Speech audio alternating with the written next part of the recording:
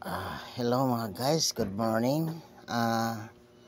Ngayon ay naisipan namin mag-asawa na mamasyal kami sa may Lapyahan at nandito na nga kami at naghahanap kami ng aming makakain na mga palamig kagaya ng halo-halo. At nandito kami sa isang tindahan ng shake at nag-order kami ng aming bilihin. Ayan, nakikita mo yung babae nag-prepare ng aming order. Umorder kami guys ng mango shake at saka melon. Ayan ang gusto kasi ni Mrs. mango shake. Kaya yan ang in-order namin. Tapos ordering kami ng french fries. At habang piniprepare yung i-order namin, at naisipan namin umupo muna sa upuan kasi may nauna pa sa amin na umorder.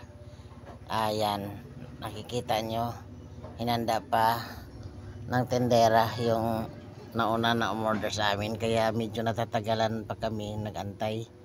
At habang nag-aantay kami, naisipan kong i-video yung paligid. At yan, nakikita nyo ang mga tao na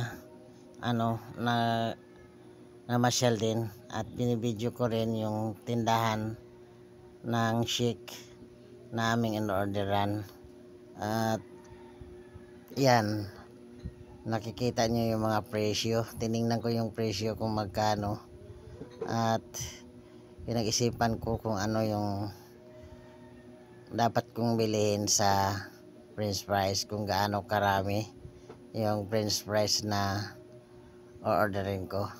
At ito na mga guys, natapos na yata yung order ng nauna sa amin, kaya susunod na yung amin na gagawin ng tendera. Ito yun guys, nakatapos na kami mag-order niyan at nag-aantay pa sa aming mga orders.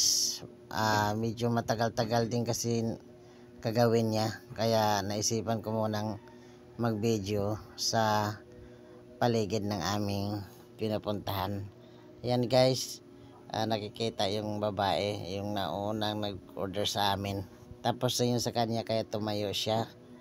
At kami, patuloy pa kaming nag-antay mga guys sa aming order para kami ay makakain ng palamig. Ayan yung ingredients nila, gatas na Alaska. Masarap naman din yung nila mga guys, yung shake nila. Nagustuhan ko naman yung lasa. Kaya kung sino man yung gustong pumunta dito, masarap din yung shake nila mga guys. Nagustuhan namin. Ayan na, pinakita sa akin yung size ng french fries. Ang in-order ko guys ay yung 130. At tama-tama lang sa amin ni Mrs. Ayan, napagod na ako sa katatayo, kaya naisipan kong umupo. Tinabihan ko yung si Mrs. At binibidyohan ko siya. Ayan mga guys, nagtabi na kami yan, nag-uusap kami. At yan, nakikita niyo na busy si Mrs. sa cellphone. Nagtitik siya, tingin siya sa mga video din niya.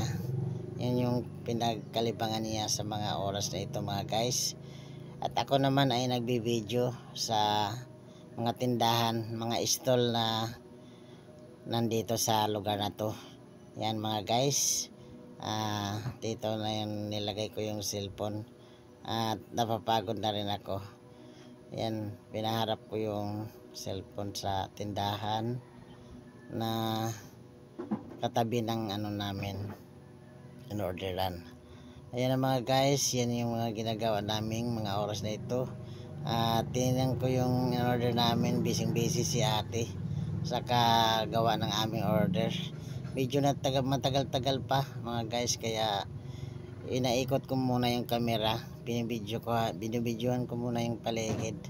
Ayan mga guys, nakikita nyo, marami ring mga tao na masyal.